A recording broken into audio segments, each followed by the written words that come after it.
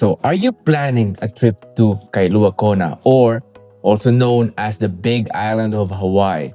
Today, I'm sharing simple, straight to the point guide to some of our favorite spots on the island. What we did, what we like, and what you can realistically expect when you visit this island. Now, this isn't a do-everything itinerary. It's more of a highlight reel of the places that really stood out to us. Now, take note, there's a lot of things you could do here on this island, and you won't be able to cover all of that. So, without further ado, let's jump right through it. So, we started our trip at the Kahalu Beach Park, also known as Turtle Beach.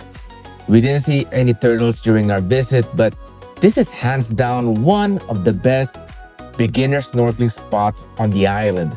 The water is usually calm, the entry is easy, and there are tons of fish close to shore. Now, if you're new to snorkeling or traveling with kids, this is a great confidence builder. You don't need to swim far to see colorful reef fish, and there are lifeguards on duty.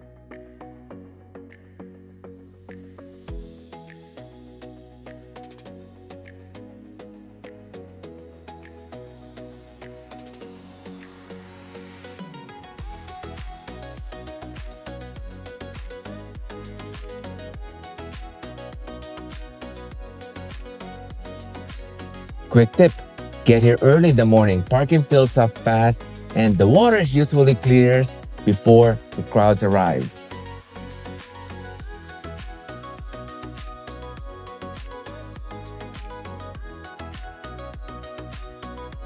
Just on the coast is two-step in Honanao na Po'opo'o, and this place absolutely lives up to the hype. It gets its name from the natural lava rock steps that makes getting into the water surprisingly easy.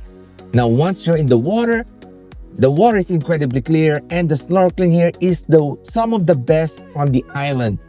We saw bright reef fish almost immediately, and there's also a spot where people sometimes see dolphins if you swim further out. Now, if you don't snorkel, it's a beautiful place just to sit, watch the ocean, and take it all in.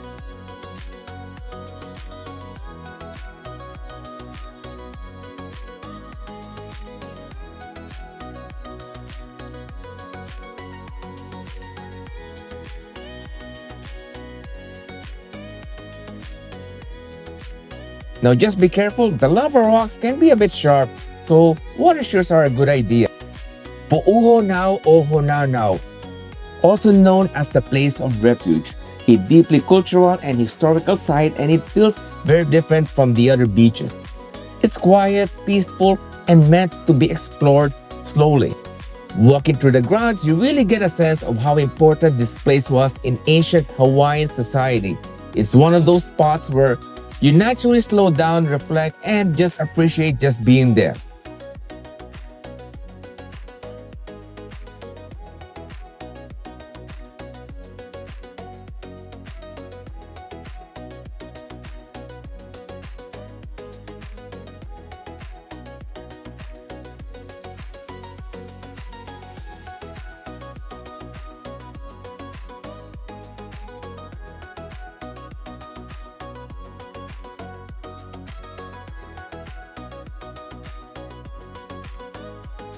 If you're visiting Two-Step Beach, this is absolutely worth adding to your stop. Next up is Punalu'u Black Sand Beach, located along the southeast coast.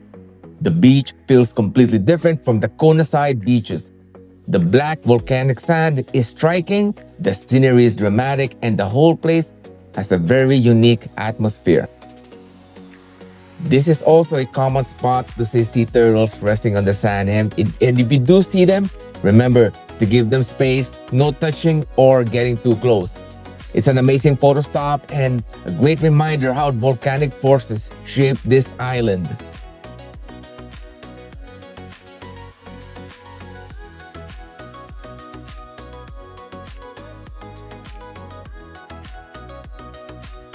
Kaloko Honokohau National Historical Park. Now, if you're really hoping to see sea turtles, we had great luck at the Kaloko Honokohau National Historical Park. We saw several turtles just resting near the shorelines, and it was one of those quiet, memorable moments that didn't feel rushed or crowded. Now, beyond the turtles, you got the ancient fish ponds, lava rock paths, and the coastal views that make this park a beautiful place to explore. It's not flashy, it's peaceful, and that's what makes it special.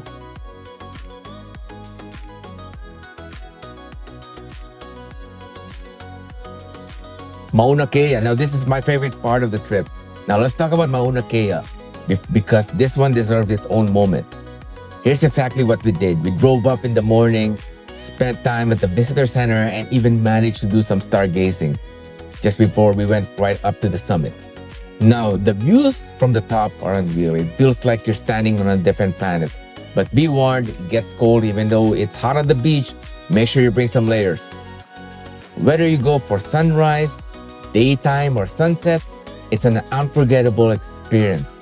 Just make sure your vehicle meets the requirements and make time just adjusting to the altitude.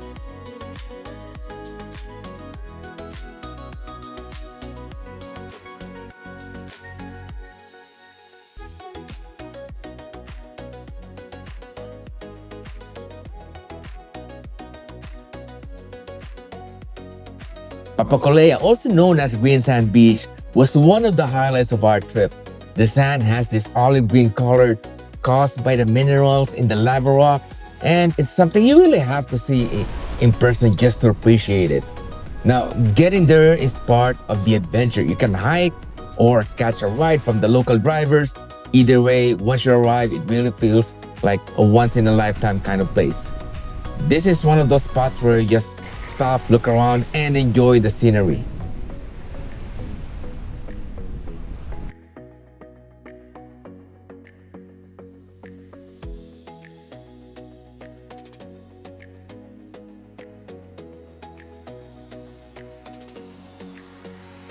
Waipoyo Valley Lookout. Waipoyo Valley Lookout is just pure postcard material.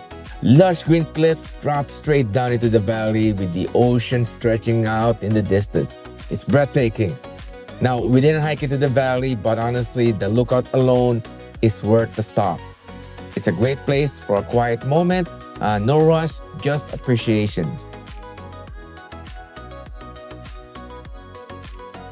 And if you're a coffee fan, you'll want to stop at the Greenwell Farms. They offer free coffee samples and a free tour. And it's really cool seeing how Kona coffee goes from plant to cup. And let's be honest, coffee just tastes better when you're sipping it in Hawaii.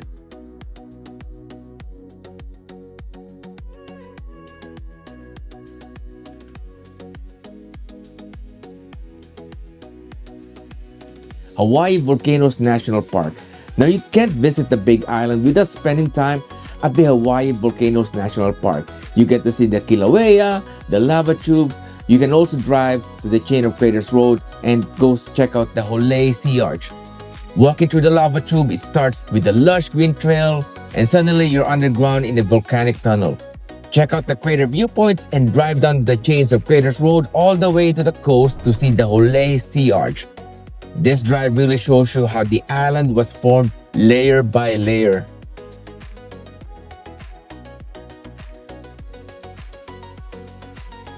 Now, if it's your first time in Hawaii, you need to experience the luau. We did ours at the Royal Kona Resort.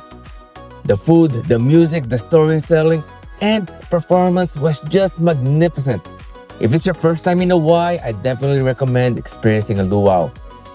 I know it's a bit touristy, but it's educational and a great way to experience Hawaiian culture in one evening.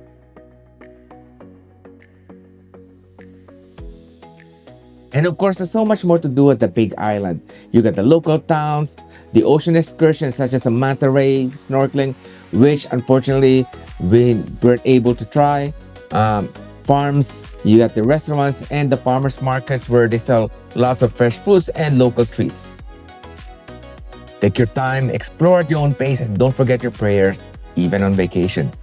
If this video was helpful, please give it a like, subscribe for more, and let me know in the comments what Big Island spot is on your list. Thanks for watching, and I'll see you in the next one.